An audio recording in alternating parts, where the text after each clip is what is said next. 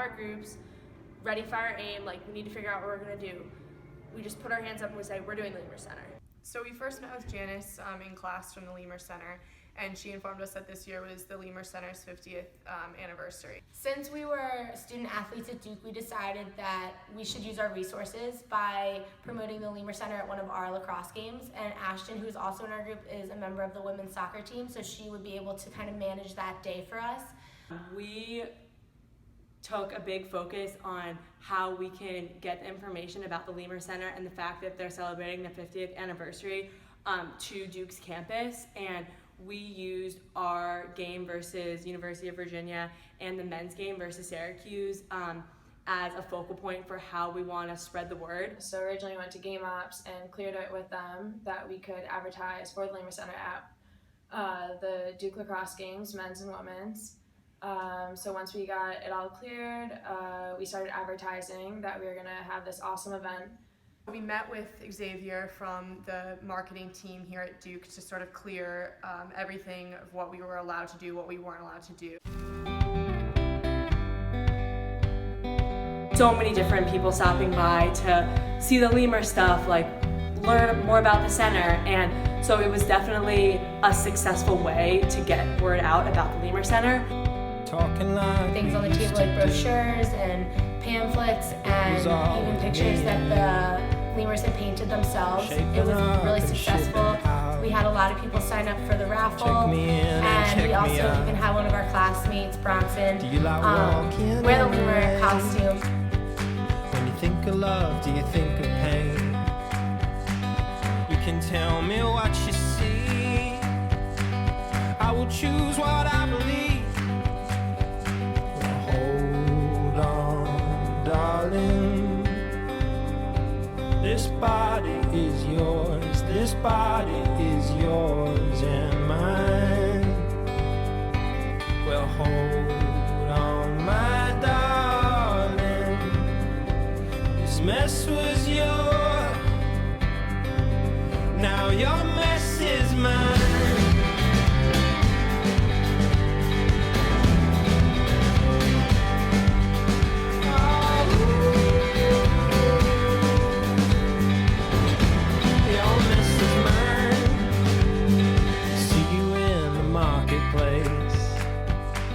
Walking round at 8 a.m. I got 2 hours before my flight. After the game, we cleaned up everything, put everything back in the boxes, and actually had a bit of a miscommunication between us and the staff at Koskinen Stadium as to where the boxes went. So that was obviously very immature of us to leave it alone in the first place. The suit has gone missing. Like, someone's taken it between the time of like our game and whatnot, and so we went on a wild goose chase. So we obviously automatically kind of freaked out, and we started to contact everyone, game operations, Duke sports marketing, even our coaches, anyone that would have known anything about the boxes that were missing. So that totally shifted our Ready, Fire, Aim approach to sort of how can we turn this into a positive for our team as well as the Lemur Center. After speaking with Janice from the Lemur Center, she said, let's turn this into a positive, and I think that this can promote the Lemur Center more than just having a table at your lacrosse game. Our RFA had to completely change. We went from marketing the Lemur Center to promoting our new kind of approach, which was Find Maki. And we made hashtags, we Instagrammed, we put things on Facebook. We made tons of flyers and we put them up all around Duke. So the first part of us finding Maki was explaining to everyone that it's not a real lemur, it's a mascot. And you would be amazed by the amount of responses we got by this. We went around campus and spread the word about trying to find Maki, and I think that honestly more people heard the word lemur and heard about the center than they ever would have. So I had never heard of the Lemur Center before this, incident, and I know my teammates were really upset and devastated that it became lost, but truthfully I think that this was the greatest way to raise awareness, and the GoFundMe page I was able to send to my family members and friends from home, and so I think that not only was the word being spread throughout North Carolina and the Duke community, but it's also being spread all the way to Long Island where I'm from, and all my cousins, and a lot of people are donating to the page, so I think that this was a great way to raise awareness for the Lemur Center.